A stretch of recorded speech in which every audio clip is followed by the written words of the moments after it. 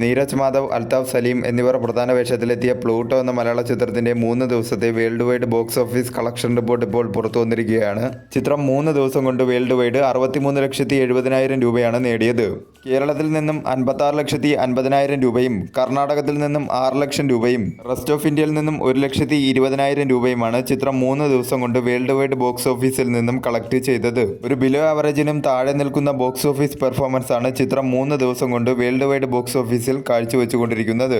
3 ദിവസം കൊണ്ട് ചിത്രം വേൾഡ് വൈഡ് ബോക്സ് ഓഫീസിൽ കാര്യമായിട്ടുള്ള ഒരു ബോക്സ് ഓഫീസ് നേട്ടം കൈവരിക്കാനായി സാധിച്ചില്ല.